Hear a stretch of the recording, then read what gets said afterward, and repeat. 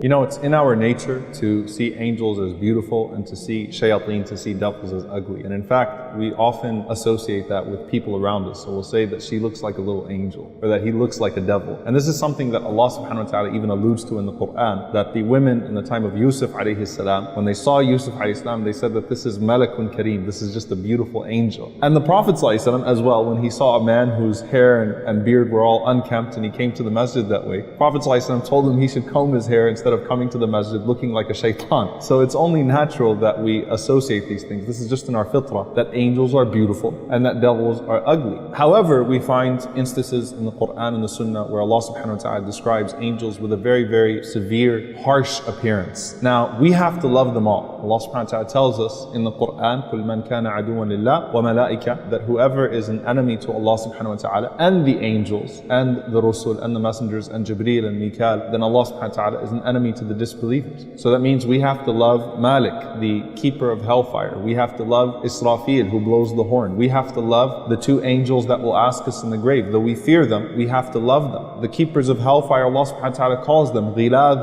شِدَادٌ, that they are very severe in their appearance. The Prophet ﷺ, even when he saw Malik, when he saw, the keeper of hellfire, Malik, Rasulullah ﷺ described a frightening appearance. I mean, Malik, the Prophet ﷺ was shocked that he didn't smile, he didn't laugh, he didn't greet the Prophet ﷺ the way that other angels did. And when Rasulullah ﷺ asked Jibreel ﷺ about that, Jibreel ﷺ said that if he was to smile at anyone, it would be you, but he's never smiled since hellfire has been created. And so, even though the Prophet ﷺ saw him that way, and the keepers of hellfire are severe, and Munkar and Nakir, the two angels that come to us in the grave, have a very frightening appearance, they don't necessarily look that way. Allah Subhanahu Wa Ta'ala is capable of making their appearance in a certain way. However, all of them are created from nur, all of them are created from light, and all of them are beautiful. But Allah Subhanahu Wa Ta'ala changes the appearance to certain people depending on who they are and depending on who those angels are as well. So even with the angel of death, when he comes to us and when he comes with his helpers, everyone sees him differently. So Allah Subhanahu Wa Ta'ala mentions to us the believer as he's leaving this world, he sees very beautiful faces. The Prophet ﷺ, he mentioned to us that when the angel of death comes with his helpers, who come with the kafan, who come with the cloth that would carry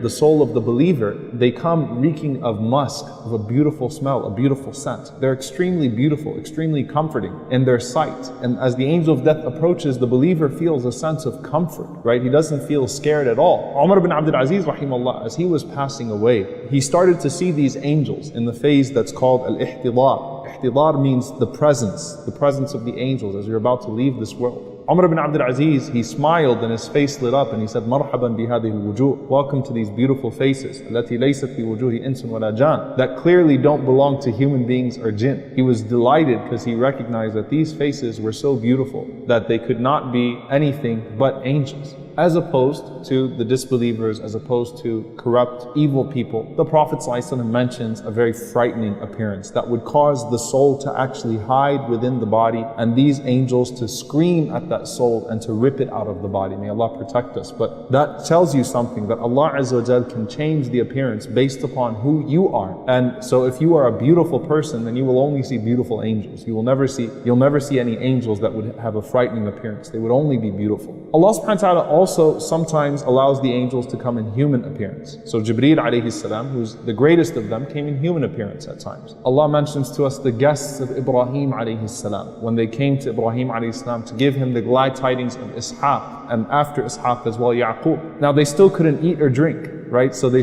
still couldn't escape that part of the limitation on their desires, and that caused Ibrahim alayhi salam to fear them. But nevertheless, they had a human appearance. Likewise, we see the handsome young men that were sent to Lut alayhi salam, the people of Lut alayhi salam. The same angels, of course, appeared to the people of Lut as handsome young men, as a fitna to them. Maryam alayhi salam, when she sees Jibreel alayhi salam, تَمَثَّلَ لَهَا بَشَرًا سَوِيًّا, Jibreel appeared to her as a complete human being, a beautiful human being. And sometimes even in human form, the angels can can come to people that aren't prophets, people that aren't necessarily receiving any form of divine inspiration. Allah Subhanahu Wa Ta'ala sometimes sends them as a test or as a bushra, as a glad tidings to a person. Rasulullah Sallallahu Alaihi Wasallam, he mentions to us in a hadith narrated by Abu Hurairah radiallahu anhu that there was a man that was visiting a brother of his in a village, and Allah Subhanahu Wa Ta'ala sent an angel to him on the road. This is not a prophet, just a regular man. And the angel said to him in the form of a man, "Where are you going?" And he replied, he said, "I'm just going to visit, a brother of mine that lives in such and such village." And the man responded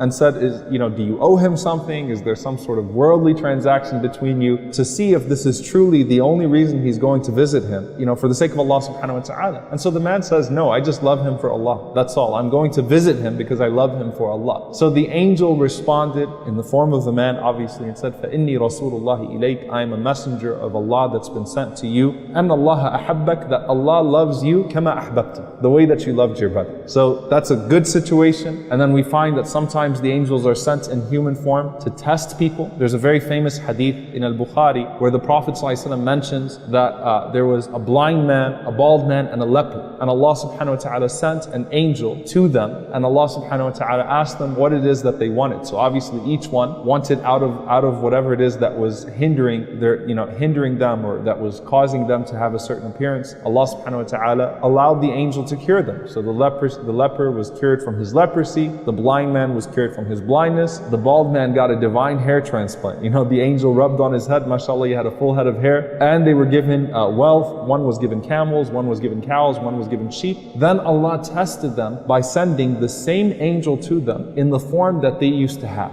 So the man that used to be blind saw a blind man, and so on and so forth. So they're capable of that as well when Allah Subhanahu Wa Ta'ala decides. And finally we find Musa alaihis salam. There's a very peculiar hadith with Musa alaihis salam that Rasulullah says, and this is an authentic narration, that when the angel of death came to Musa alaihis salam punched him in the face and his eye fell out. Right? And that could be literal, or just to show the impact of the hit of Musa alayhi salam. And the angel went and complained to Allah Subhanahu Wa Ta'ala. Allah restored him, obviously. And then he came back to Musa alayhi salam explaining who he was. So some of the scholars, some of the commentators, they say that Musa didn't actually know that he was the angel of death, because he came in the form of a man. And he thought that he was just someone snooping around his house, that just entered into his house. And that's why Musa alayhi salam reacted that way. In any case, we find that they're able to assume many shapes and many forms. Now, a lot of people will say, well, then can I see human angels? It's very unlikely, and the last thing you should assume if you saw something strange is that you just saw a human angel. However, Allah knows best it can happen, and we ask Allah Subhanahu Wa Ta'ala that we're surrounded by the malaika in whatever form they may be.